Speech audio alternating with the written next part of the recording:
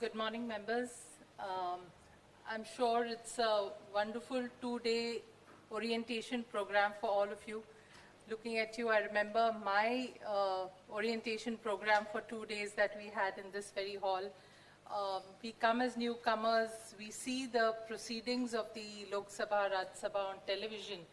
And when you are actually there, you really want to learn the ways you need to put in your questions, put in your interventions.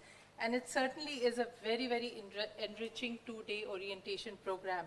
So at the outset, let me thank the Secretariat for having organized this program and making sure that all of us are well equipped with all the information and knowledge that is at our disposal.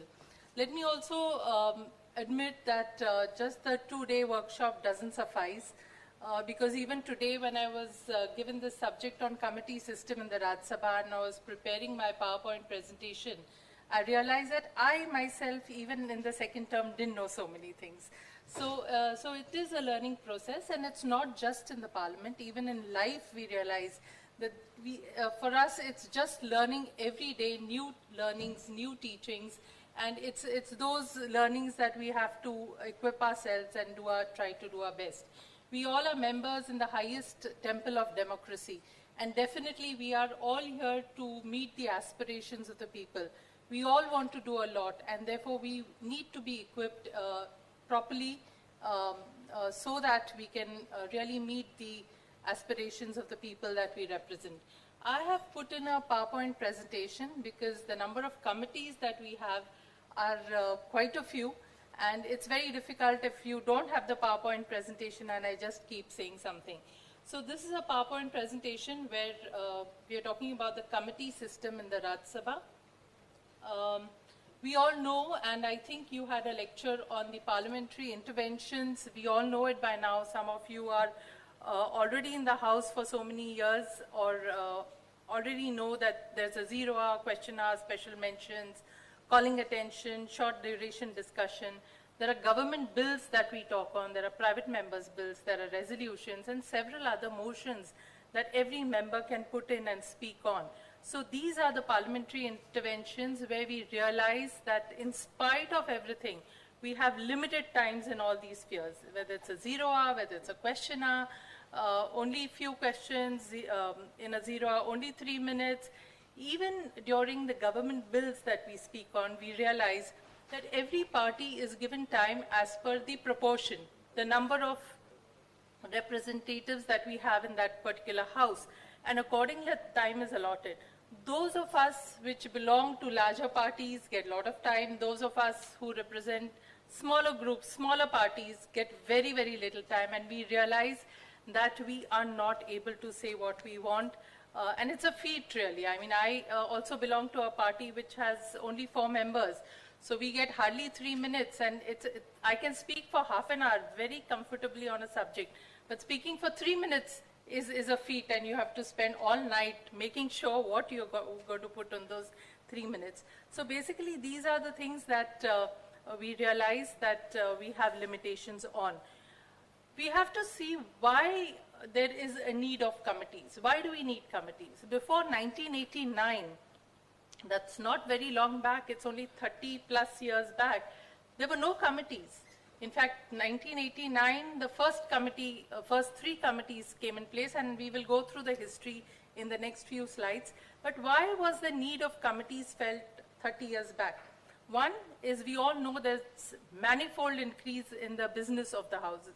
Bills, different policies, different discussions. So there is so much happening in the Parliament that the business is obviously loaded with a lot of work. Secondly, we realize that you need detailed consideration and some expertise in certain subjects.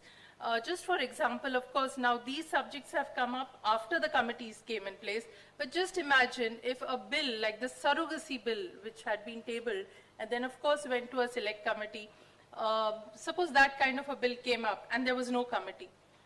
Imagine, we don't know what surrogacy is all about. We don't know what the science of surrogacy. We don't know how it happens, which are the centers where surrogacy happens. We don't know whether the surrogate mothers, what they go through. In fact, even I was on the select committee, Bhupendraji Yadav was chairing that committee, and we thought that the surrogate mothers are being exploited. Probably they are being pushed to go into surrogacy. And what is their plight? But when we actually met them, we realized they were very well looked after, they were very good centers, so our mindset changes. So through this, we are able to actually meet the expertise, we are able to make site visits, we are able to speak with witnesses who are experts, we are able to talk with the stakeholders, and this is something which comes only because of the committee systems. So there are these fields where we require detailed consideration and expertise, which would not happen had the committees not been there. That is number 2. This is about the bills and the policies and the working of and the other discussions. The third thing is that we all realize that there's so much working in the parliament itself. The government, the ministries gives assurances to members. What happens to those assurances? There are a lot of things as papers being laid on the table. They're laid, but how many of us, we don't have all the time to read all those papers that are being laid. So what are those papers? Is somebody scrutinizing those papers which are being laid? This is another thing. So many such considerations where we need that the streamline of working of the House needs to happen. And therefore, there are now committees which see to the streamline of the working. Then there are several committees were constituted as and when required from time to time. So these are all the committees. They were the committees that we are going to talk about were formed from time to time, some of which are permanent in nature. We will come to that. What are the permanent in nature? And some exist only till the disposal of that particular matter. So there are 2 different kinds of committees, and these are those 2 different kinds. So one is the ad hoc committees. As I said, they are only for a temporary period. They are appointed from time to time on a particular subject, not named as such in the rules of procedure of Rajya Sabha, but they come into being on a specific subject. Generally, the select committees or the joint committees are formed, come under the ad hoc committees. Like the committee I just spoke about, the surrogacy bill. This was a committee when we realized that there is something which needs to be discussed. A committee was formed. Bhupendraji was its chairman, and then we discussed this committee, we had site visits, and then when we came to a conclusion, we prepared a report. So this is a committee of not a permanent nature, and therefore it comes under the select committee. Similarly, joint committees are formed where there are members of the Rajya Sabha and the Lok Sabha. So these are the ad hoc committees that we are talking about. There is another select committee which happened is the DNA technology. Again here, हमें मालूम नहीं है कि DNA का क्या science है, DNA के experts होते हैं, what is it going to achieve, how are we going to go about it? So there again such committees are formed. I remember when I was in the Science and Technology Committee, there was a topic for consideration which came up on genetically modified crop. Now this again needs expertise. So these are different kind of subjects which need to be discussed. Of course, that was taken in the committee, but select committees are specially formed where bills come for consideration and then are sent for greater scrutiny to this committee, either only Rajya Sabha members or a joint committee where there are Rajya Sabha and Lok Sabha members. The other part is the standing committee. Now these are fixed committees. Again, there are 2 types in this. One is standing committee of the houses. That means standing committees of the houses means which control the working of the houses. So it will be petitions committee and ethics committee, etc., which we will come to. And the second is department related standing committees, which we are all conversant about. There are several committees and a lot of us ask each other, which committee are you a member of? And these are those departmental related standing committees. Now first we will come to the department related standing committees. A short brief history of these are in, as I said, in 1989. Before 1989, there were no committees. There were no subject committees. It was for the first time in 1989 that 3 standing committees were formed. And which were they on which subjects? One was agriculture, second was science and technology, and third was environment and forest. So this, apart from saying that these were 3 committees, according to me, this also shows what was the emphasis, which areas were emphasized on by the government even at that time. Agriculture was one, science and technology was another, which we are getting laurels all over the world for what we have been achieving in science and technology. And third, which is even important today, is environment and forests, which we still have to be very, very serious about. So these were the only 3 standing committees, as they were called then, in 1989. What happened then? 4 years later, in 1993, these 3 committees was merged into department-related standing committees, and 17 of them were formed. These 17 committees, 15 members were from the Rajya Sabha and 30 members from the Lok Sabha at that time. Later in 2004, 7 more committees were merged. That means 17 plus 7, now it became 24 committees as it stands today. But the earlier members that were 15 and 30 now were reduced and became 10 from the Rajya Sabha and 21 from the Lok Sabha. So as of today, we have 24 departmental related standing committees, 10 members of which are from the Rajya Sabha, 21 members are from the Lok Sabha. Now, out of these 24, 8 committees are placed under the jurisdiction of Honorable Rajya Sabha. So 8 committees, you will see that the chairman of those committees belong to is a Rajya Sabha member, whereas the other 16 committees come under the jurisdiction of the Speaker of the Lok Sabha. So there, for those committees, you will see that there is a chairman who belongs to the Lok Sabha. Parliamentary committee system, we will come to which are those 8 and which are those 16, but before that I would like to point out that the parliamentary committees play an extremely important role in the parliamentary system. On the one side, it aids and assists the legislature in its functioning, number one. And on the other side, there are devices used by the parliament, one for the purpose of salutary influence, beneficial influence, and exercise of oversight on the executive. So these are the main 2 important roles that the parliamentary committees play. And I would like to quote the words of the then Vice President of India and Chairman of the Rajya Sabha, Shri K.R. Narayan, when he inaugurated the departmental related parliamentary committee system, when he said the main purpose is to ensure that accountability of government to parliament through more detailed consideration of measures of these committees. The intention, this is very important, the intention is not to weaken or criticize the administration, but to strengthen by investing with more meaningful role of the parliament support. So this is very, very amply clear that this is a committee where we have to work hand in hand with the government and not be at loggerheads. We have a very well-organized system where the appointment of members, the term of office, the functions, the procedure, how the conduct of the businesses of these meetings will happen is all laid down properly. And the Secretariat is very, very helpful and supportive to all that we do there.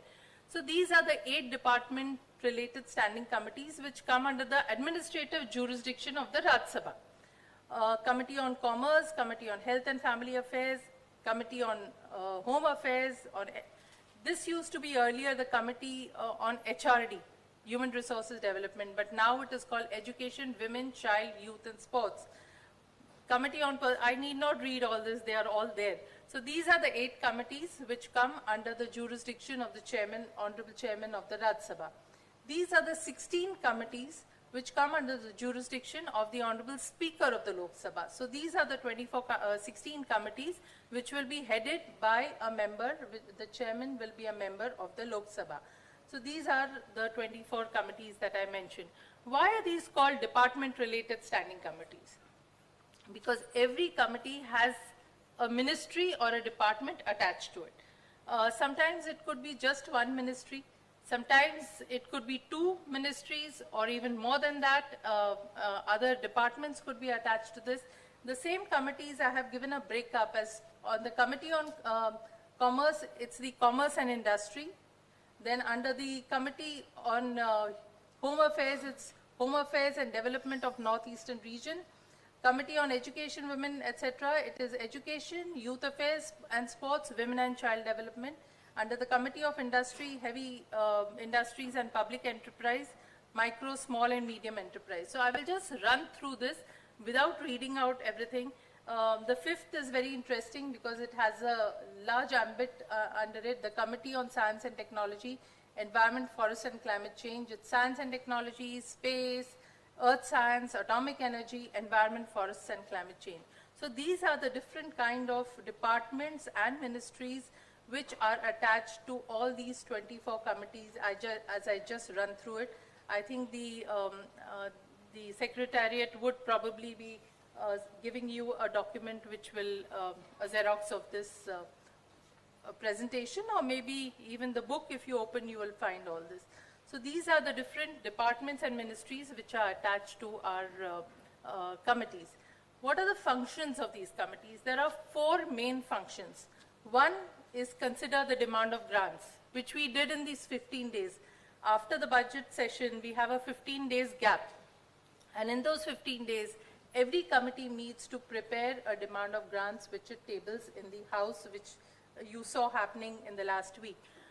Then second is to examine bills pertaining to the related ministries or departments. The third is to consider annual reports which are presented by the ministries and the reports thereon.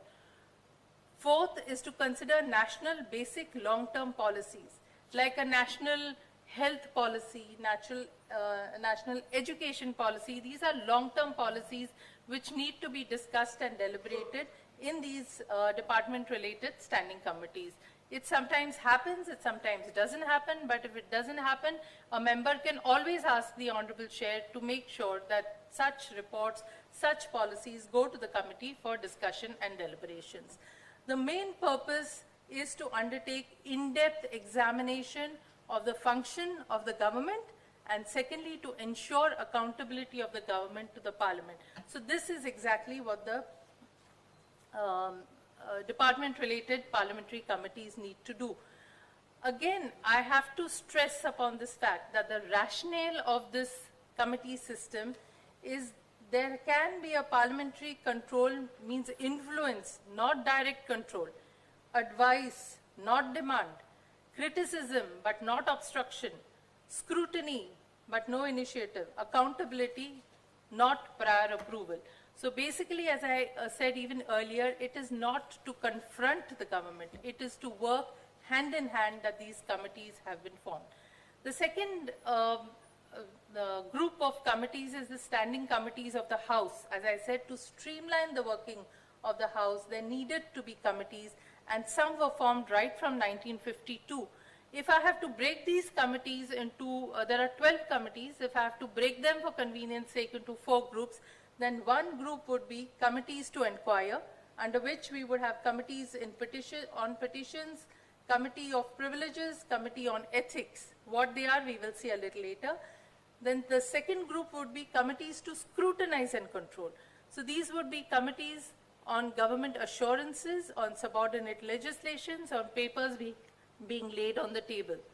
Committee to advise would be the Business Advisory Committee, which we see during the session. The Business Advisory Committee meets and decides which bills are going to be taken up, how much time is to be allotted for each bill, what would be the plan for the entire budget session. This is what the Business Advisory Committee looks into. And the Committee on Rules, because we have several rules, and whether these rules have to be refined, revisited, restructured is something that this committee looks into. Then there is the Housekeeping Committee. One is the House Committee itself, which provides us the House and other facilities that every member is entitled to. Second is the Committee on Provision of Computer Equipment to members of the Rajya Sabha. Again, internet and information technology is encouraged and promoted by the Parliament, that every member should be making use of the internet and technological equipments that we are provided with. So this is another committee that looks into all these. Then we have the Committee of MPLADs. Unfortunately, MPLADs have been suspended for 2 years, so this committee would not work. But any problem with the MPLAD funds that we have, any issues are taken up with this committee and looked into. If there is any national disaster which happens, most of the MPs contribute their money for that common fund, and then the MP-led committee looks into whether it is being used properly and the amount is being dispersed for the purpose it was meant for. The last is the General Purposes Committee. Again, I have just put it into tabular form, the same 12 committees according to how we can break it up into 4 groups. And I have given the number of members, which I will not go through, but these are the number of members, and the chairperson's name at the moment have been put up in this table. Well, Committee on Petitions. Earlier, this committee was restricted only to people who could file petitions to the Parliament or this committee, which were based on bills. But now the scope of this committee has been widened, and on any matter you can approach the court. In fact, this has been, not the court, sorry, the Parliament. This has been based on the Article 350 of the Constitution, where there is an inherent right for every citizen in a democratic country to seek redressal of his grievances against the government or any public authority. I will not go into the details, but it is provided in this slide. This first came into being in 1952. Then there is a Committee of Privileges. As we all know, privileges is a peculiar right that each house collectively has and each member individually also carries. So any discharge or any of these rights and immunities, if they are disregarded or attacked, there is a breach of privilege and action can be taken against that. In fact, for such a function, the Parliament acts both as a prosecuting as well as an adjudicating authority. And so breach of privileges is also a very, very important committee which we have. Committee on Ethics. This is more or less a self-regulatory mechanism which has been put in place by the Parliament itself. The committee has 10 members, very senior members. It includes the leaders, deputy leaders, chief whips of political parties or groups of the Rajya Sabha, and normally nominated as members by the chairman. The functions of this committee is to oversee moral and ethical conduct of members, prepare a code of conduct for the members, examine cases concerning alleged breach, or tender advice to members wherever it is necessary. In fact, this committee also works as a record keeper and oversees the declaration of assets and liabilities that all the members have to produce every year. So as you all know, we are supposed to submit our declaration of assets and liabilities, and if there's any change in the statement, we have to resubmit it almost every year. So this is also overlooked, or kind of a record keeping is done by the Committee on Ethics. Then we have the Committee on Government of Assurances. We have seen in the House that when we ask questions, or we have 0 hours, or when we are in any other deliberations, the minister gives assurances that yes, I will provide more information, or yes, I will do a certain thing. Now these assurances are given, but as members we do not follow up whether it's really being done. So it is the duty or the responsibility of this Committee of Government Assurances to make sure what are the assurances given and to make sure whether it has been complied to. So there is a process, and that too, this has to be done within reasonable time. So this is the responsibility of Committee on Government Assurances. Then we come to the Committee on Subordinated Legislation. These are all, again, standing committees of the House.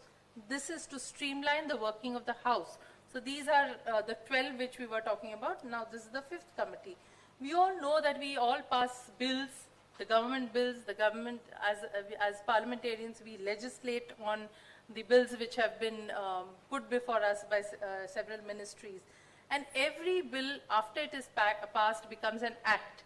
We know, those of you are lawyers, and even otherwise, we know that every act has a set of bylaws, rules, certain schemes and orders have to be passed. So all this is put in place by the Committee on Subordinate Legislation. And this is the way that this committee works. Now, how do we as parliamentarians exercise control on what is happening? So basically, whatever report is prepared by the Subordinate Legislation Committee is first tabled to the Parliament. So a lot of times the issues, the bylaws, the rules are tabled before the Parliament. The Parliament can make modifications or amendment to these resolutions or these rules, whatever, in a stipulated time. The Committee on Subordinate Legislation in each House of the Parliament will scrutinize the rules made under the statute. So this is what the Committee on Subordinate Legislation does, and it's a very, very important role, because as important as the laws are important, the bylaws and the rules that are made under the laws. Then there is a committee on papers laid on the table. I mean, we just come to the House and we have a list after, as soon as the House begins, papers to be laid on the table, so and so lays the papers. But what are those papers? So basically that is also scrutinized by this committee. There are certain laws, certain legislation, certain central acts which mandate certain organizations to prepare reports and submit it to the Parliament. This is what happens through this committee also. Then, of course, there is the Business Advisory Committee, which I spoke about some time back. The Business Advisory Committee meets on the first day of the session, also on every Thursday, and whenever need arises, to basically decide which bills are going to be taken, how much time is to be allotted, etc. I will not again go through this, through all the details. The Committee on Rules, the House is run on the basis of rules. So basically, Article 118 of the Constitution of India provides that each House of Parliament may make rules for regulating its procedure and conduct of its business. So it's amply clear that it is necessary that these rules are adhered to.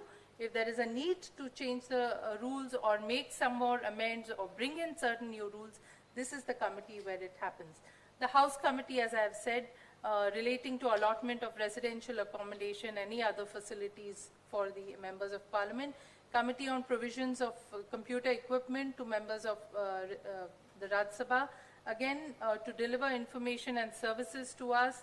The function is to decide norms for provision of the computers, training to encourage members to use technology, and steps to ensure increase in the use of electronic mode. So this is what the committee does. Provides also financial entitlement, email facilities to the in the Sansad domain. It gives Wi-Fi facilities in the Parliament House complex. It gives an additional broadband facility at our residence.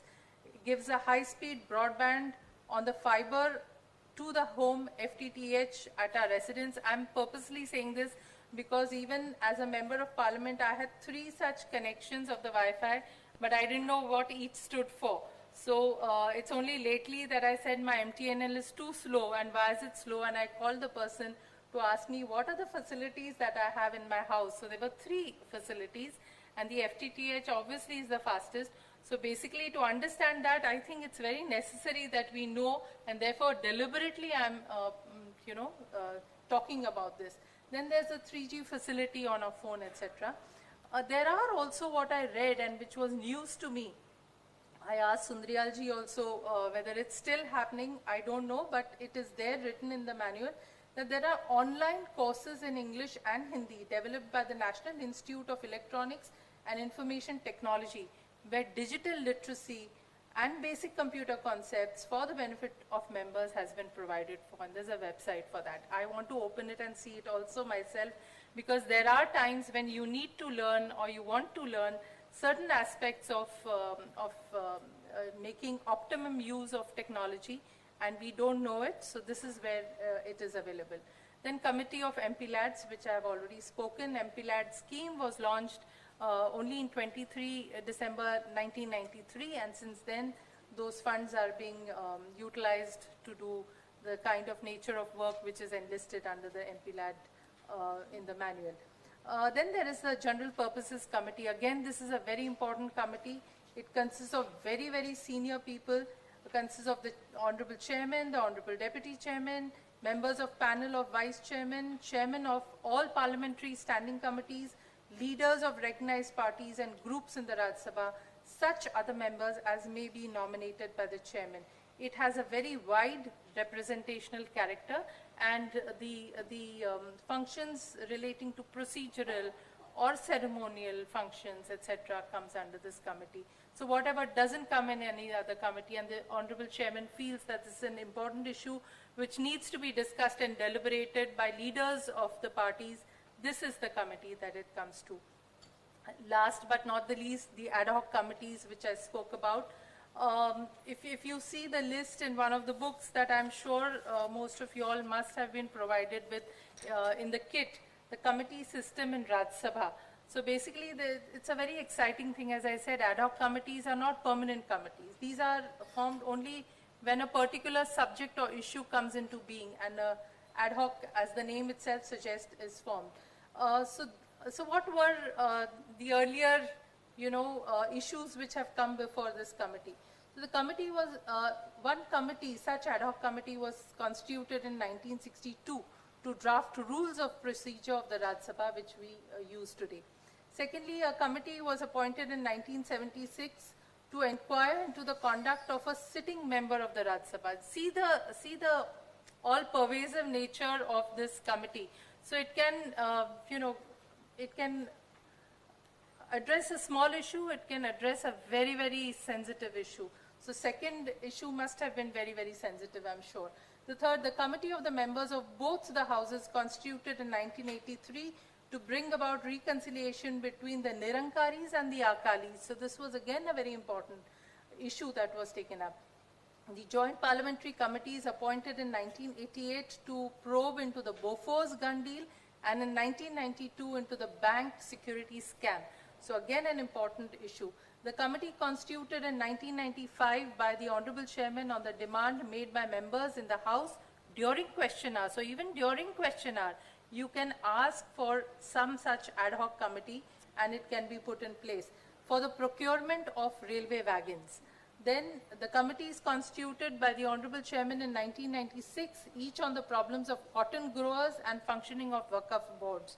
3 other committees constituted by the Honorable Speaker of the Lok Sabha and the Honorable Chairman of the Rajya Sabha in consultation with each other. So this I have specially put to show that there can be an ad hoc committee in consultation with Honorable Speaker and Honorable Chairman and come out with a joint committee. This was advising on statues and portraits in the Parliament House, the catering services and facilities. So even the catering facilities can be looked after by an ad hoc committee, and something as serious as the scams or deals which were under a scanner can come under this deal.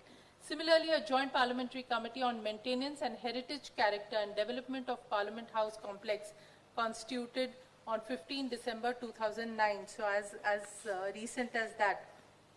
I was a member of one such ad hoc committee, and one of our colleagues who has retired now, Vijila Satyanath, from the AIDMK, she had raised an issue in the 0 hour regarding child pornography, or rather pornography which affects the mentality or psychology of children. And therefore, the Honorable Chairman, the President Venkaiah Naidu ji, he put an ad hoc committee in place, chaired by Jairam Ramesh ji, and we came out with a report of the ad hoc committee of the Rajya Sabha to study the alarming issue of pornography on social media and its effects on children and society as a whole. So this was presented as recent as 25th Jan 2020. So these are the ad hoc committees which can come in place, which can be structured even on a demand of a member, even in 0 hour. So it doesn't need really a notice in that sense. From these ad hoc committees, we come to the select committees. Select committees are mainly on bills. So you must have heard when a bill comes for discussion, a lot of members say, please send us to the select committee. Now, why do we say that? Please send it to the select committee. Because in the House, we are not able to deliberate it in that detail as we could in a select committee. In a select committee, you could call witnesses, you can ask witnesses question and answers in that interaction. You can visit spots where actually you can go and see what is happening. Like I spoke about the surrogacy bill, we actually went to several places where there were surrogacy clinics. We actually met those women who are surrogate mothers. We actually met the parents who were looking for the surrogate child.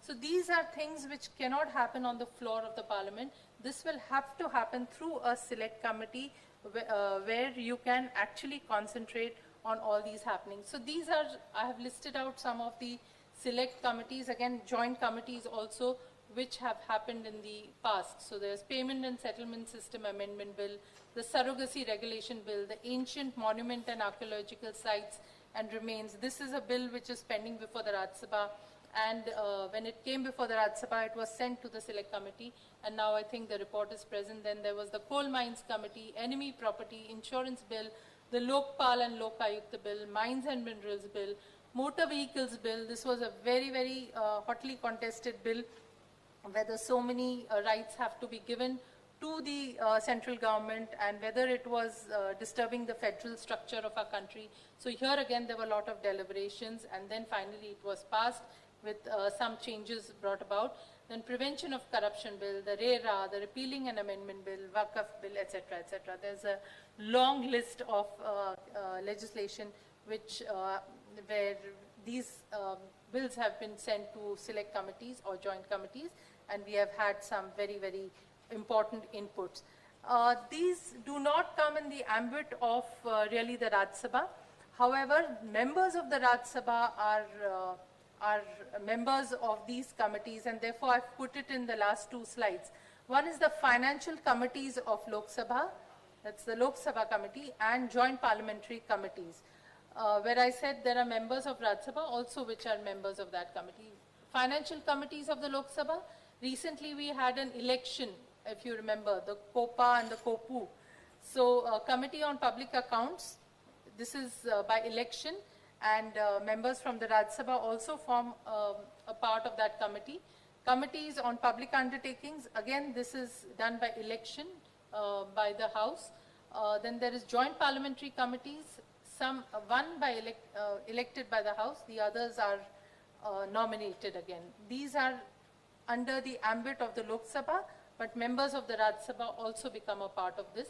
I want to read this out because otherwise we will not come to know that these are the committees where we could make a contribution, and a lot of times it's members who have to give their wish to their party leaders to say, I would like to serve on this committee, and then of course it's a matter of luck whether you get it there or not. But Committee on the Welfare of Scheduled Caste and Scheduled Tribes, Committee on Offices of Profit, Committee on Empowerment of Women, where most of us women MPs are members, Library Committee. I think most of the members don't know that there's a library committee, and I think as members of parliament who are interested in making sure we have enough material to read, good material, we have one of the best libraries which the parliament house has. So library committees, Committee on Food Management in the Parliament House Complex, committees on installation of portraits, statues of national leaders and parliamentarians in the Parliament House Complex, Committee on Security Matters in the Parliament House Complex, Committee on Salaries, Allowances, Pension of members of the Parliament. So these are the committees that are under the ambit of the Lok Sabha, but members of the Rajya Sabha also can become members there. Again, this is not directly under the Rajya Sabha Secretariat. However, there are members from the Rajya Sabha which also become members of consultative committees. And these consultative committees are members of both the houses are nominated by the Minister of Parliamentary Affairs to serve on the consultative committees attached to various ministries, the chairman of which committee is the minister himself. So these also committees exist, and one would like to be a member of one of these, one has to give a request letter. And I will end by a quote of Dr. Sarvapalli Radhakrishnan, first chairman of the Rajya Sabha, where he said, "Parliament is not only a legislative, but a deliberative body. So far as its deliberative functions are concerned, it will be open to us to make very valuable contributions, and it will depend on our work whether we justify or do not justify this two-chamber system, which is now an integral part of our constitution." So basically, yes, we legislate, but second, we have to also deliberate, and to deliberate, we have to make a conscious effort that we proactively come forward to say what we want at whatever platform that is available to us. So thank you. That was my presentation, and best wishes for a fruitful tenure in the Thank you. I would be open to questions. If there are any which pertain to administrative working, I would request Secretary and Joint Secretary, sir, to give